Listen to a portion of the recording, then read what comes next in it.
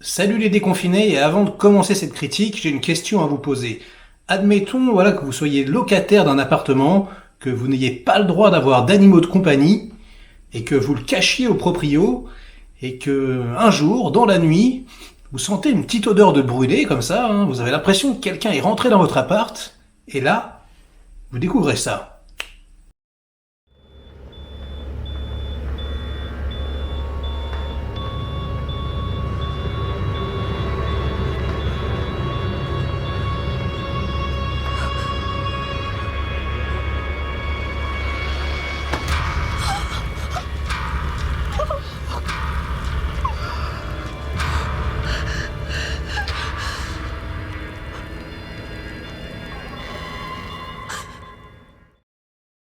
Ah, c'est dégueulasse, évidemment. Je tease un petit peu pour vous donner envie.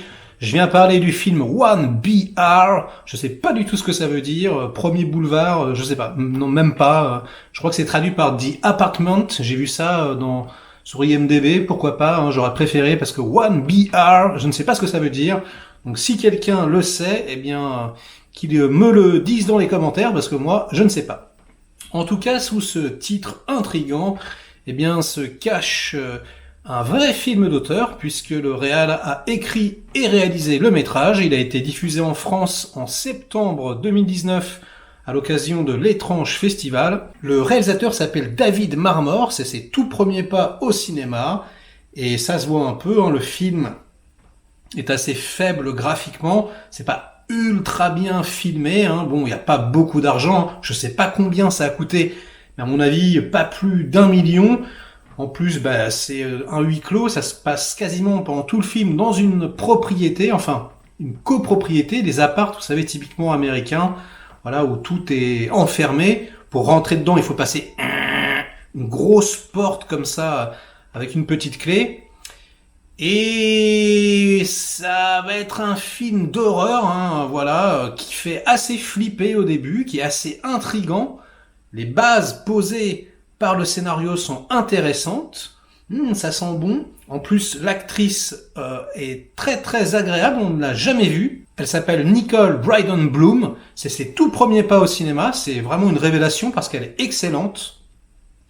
Et donc, je vais vous expliquer un peu de quoi ça parle. Elle arrive à Los Angeles, elle essaye de fuir son père, on ne sait pas trop pourquoi. Elle essaye de reconstruire sa vie. Et donc elle répond à une annonce qui, voilà, propose de visiter un appartement. Elle y va, il y a beaucoup de candidatures, mais elle a de la chance, on l'accepte. Et à partir du moment où elle rentre dans l'appartement, il se passe des événements extrêmement étranges, on entend des bruits très très bizarres la nuit, c'est assez anxiogène, assez flippant. Elle a l'impression qu'on rentre dans son appart plusieurs fois. Et puis, tous les habitants de la copropriété la regardent, voilà, comme si un peu elle se faisait surveiller. C'est assez bizarre. Et voilà, et plus le film va avancer, et plus on va se diriger vers un tout petit côté, hein, un petit côté Midsommar. Voilà, si vous avez vu ce truc, un petit côté film de secte, un peu, hein, voilà, c'est tout ce que je vous dirais pour vous spoiler, parce que sinon, je vais vous déglinguer le concept et ça serait quand même dommage de le gâcher, parce que c'est quand même le gros morceau du film, et c'est extrêmement dommage, les petits cocos, parce que alors là vraiment c'est je parle souvent de soufflet au fromage, hein, quand je parle de film. Alors là vraiment le soufflet gonfle et se réduit lamentablement. Ah là là, on sent que le réal, non, il avait juste un concept, il a voulu faire un film, c'est bien, c'est intéressant. Il arrive à instaurer, je dis pas qu'il a pas de talent, hein, ça fait parfois peur. Comme je vous dis, l'actrice principale est bien dirigée, les seconds rôles aussi. C'est pas nul, mais c'est de l'écriture, parce que voilà, il a écrit aussi le scénario, et il est meilleur réalisateur que scénariste, on va dire. Et voilà, et le troisième acte, c'est vraiment une catastrophe, tout s'écroule, c'est ridicule, vraiment je vais le dire.